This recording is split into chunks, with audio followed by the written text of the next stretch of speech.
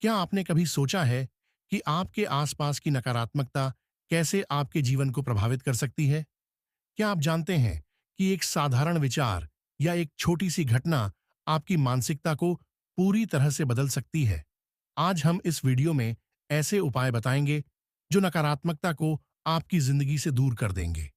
लेकिन सबसे पहले, क्या आप तैयार हैं इस यात्रा पर चलने के लिए, जहां हम जानेंगे कैसे आप अपने विचारों को सकारात्मकता में बदल सकते हैं?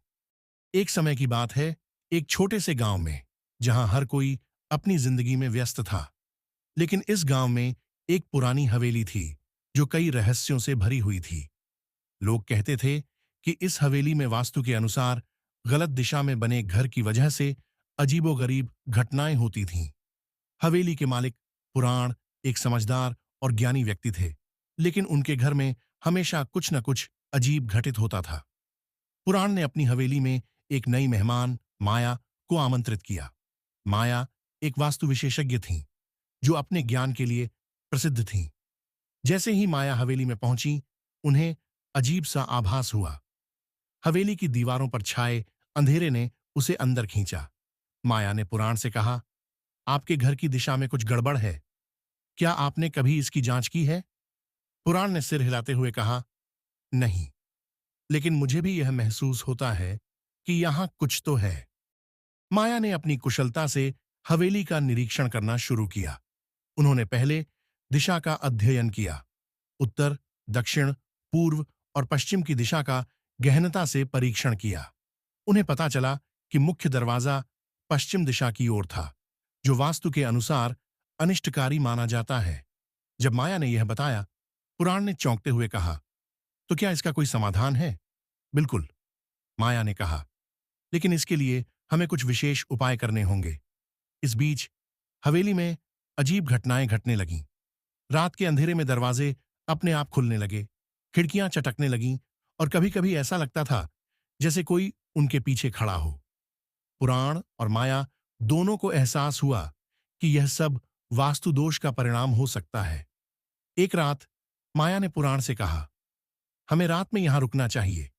मुझे लगता है कि हमें कुछ अदृश्य शक्ति का सामना करना पड़ सकता है। पुराण थोड़े डरे हुए थे, लेकिन माया के साथ रहने का निश्चय किया। रात का अंधेरा छा गया। हवेली की दीवारें अंधेरे में और डरावनी हो गईं। अचानक एक ठंडी हवा का झोंका आया और माया ने महसूस किया कि जैसे कोई उनके चारों ओर मंडरा रहा हो। तभी अचानक एक आवाज आई, इस हवेली की दिशा को सुधारो, नहीं तो यह हमेशा इस भूतिया स्थिति में रहेगी। पुराण ने चौंक कर कहा, क्या यह सच है? क्या यह हवेली भूतिया है? माया ने दृढ़ता से कहा, नहीं, यह सिर्फ एक वास्तु दोष का परिणाम है। हमें इसे सुधारना होगा। माया ने पुराण को वास्तु के अनुसार उपाय करने के लिए प्रेरित किया। उन्होंने घर का मुख्य दरवाजा उत्तर दिशा में स्थानांतरित करने का निर्णय लिया। साथ ही घर के अंदर सकारात्मक ऊर्जा के लिए कुछ चीजों को भी बदलना पड़ा। जब उन्होंने दरवाजे को स्थानांतरित किया, तो अचानक हवेली में एक अजीब शांति का अनुभव हुआ। जैसे ही दरवाजा बदल गया, वहां से एक हल्की रोशनी निकली और हवेली का माहौल सकारात्मक हो गया। कुछ दिनों बाद पुराण ने महसूस किया कि हवेली में कोई भी अजीब घटना नहीं हुई। माया ने कहा, आपकी हवेली अब सकारात्मक ऊर्जा से भरी हुई है।